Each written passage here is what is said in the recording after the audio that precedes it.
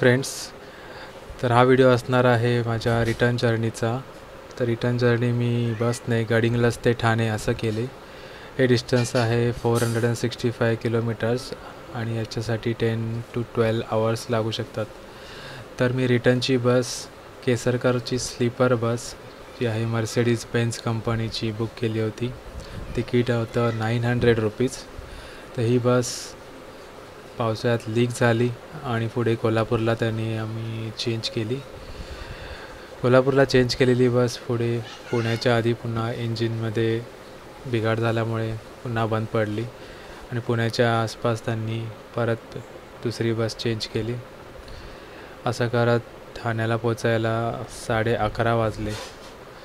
ठाण्यात आल्यानंतर जांभळी नाका मार्गे दीनाथ नाका जात असताना रोड ब्लॉक केला होता. त्या दिवशी गोकुळाष्टमी दहीहंडी होती, त्यामुळे अजूनच लेट झालं.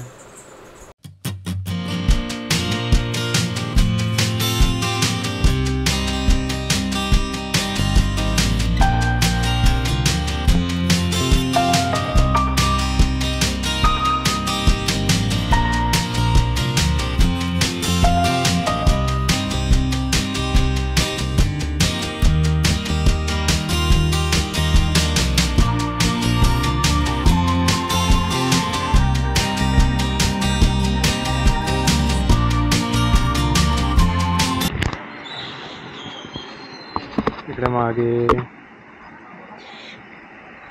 पवन ट्रॅव्हल्स आहे, त्याच्या मागे महालक्ष्मी ट्रॅव्हल्स आहे.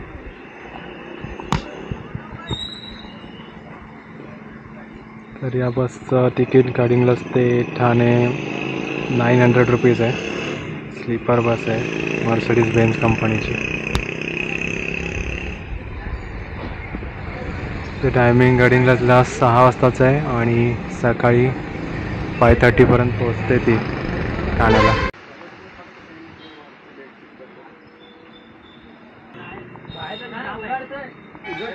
बटन जाम आहे, थोडं दाबायला लागते.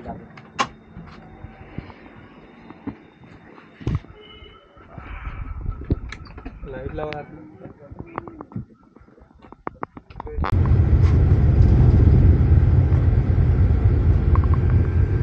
आता बस निघाली आहे गडिंग्लजवरून.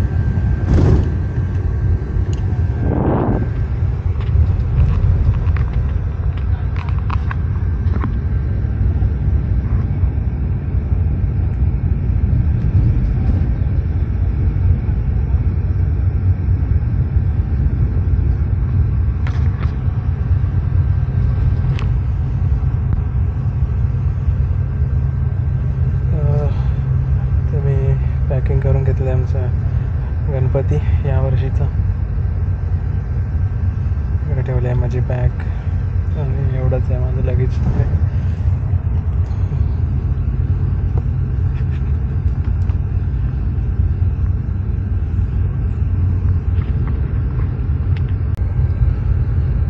तर माझ्या सिंगल सीटचा ते आहे mobile holder, USB charging.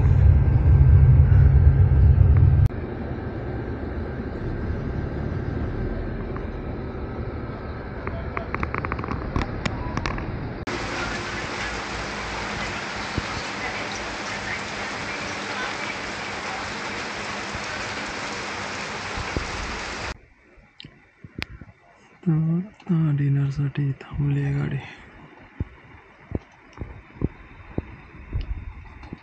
Hotel अभिरुची. आता सकाळचे 6:30 झालेत.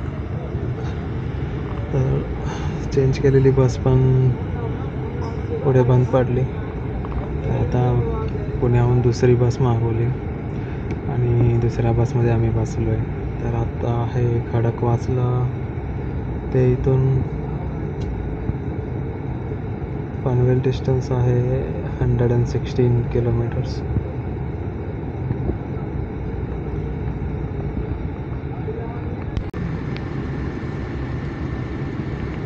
तर ब्रेकफास्टसाठी हॉटेल न्यू सागर इथे थांबले.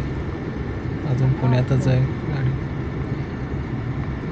तरी इथून पुढे 3 तास असेल ठाणे पोचायला.